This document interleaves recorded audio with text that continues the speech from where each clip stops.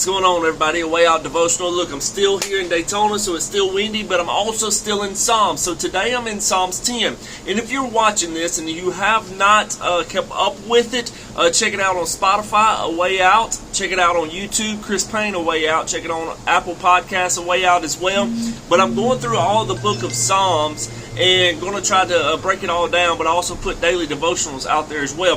And so anyways, I'm in Psalms 10 today, and I really enjoy breaking down these Psalms because it really opens us up.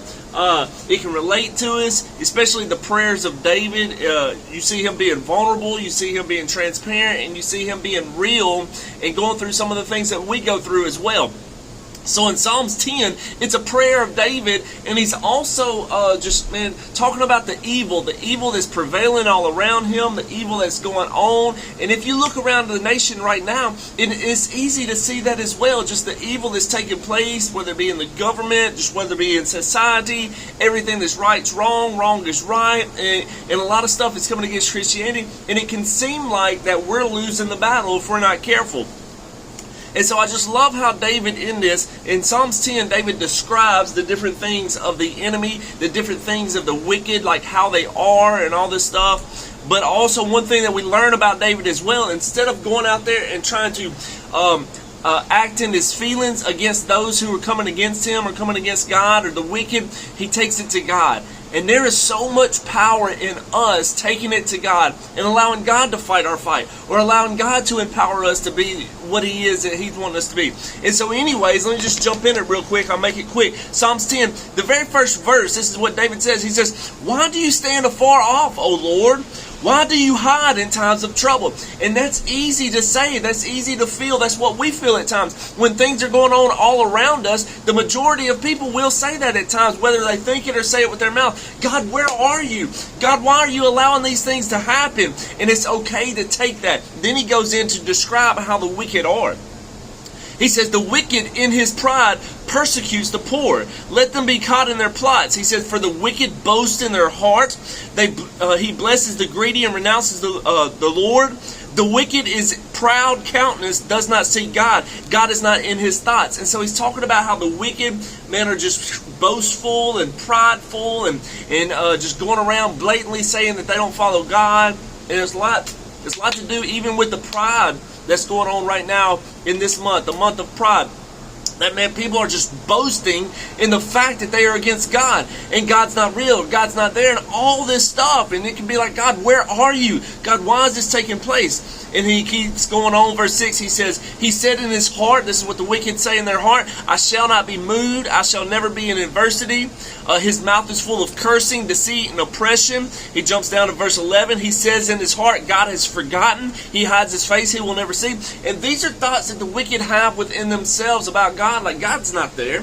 God don't see us. God, all these other different things. And it's easy for us Christians to get aggravated or upset or just questioning God or other different things. But here's the thing about it. Instead of going out and trying to face it and fight it on your own, take it to the Lord. And that's what David is teaching us in Psalms 10, is he is going through the same frustrations of the wicked prevailing, of the wicked prospering, of the wicked going through things, and it seems like they're doing better than us. But so he takes it to God. God, why? God, this is what's going on. But then he breaks it down. Verse 12, "Arise, O Lord, O God, lift up your hand. Do not forget the humble." Why do the wicked renounce God? They have said in their hearts they will not give an account for God. And that's what a lot of wicked think in their hearts, is, you know what, we're not going to give an account for this. I'm going to live for today. YOLO, you only live once. That's not true. Listen, there's life after this life. And so then he goes on to verse 14. He says, and then he starts proclaiming who God is. And this is what's so beautiful about David, is he will start out his prayers of like, God, why? God, what's going on? And seeing how the wicked are prevailing and all this other stuff. But he always ends it on the truth of who God is.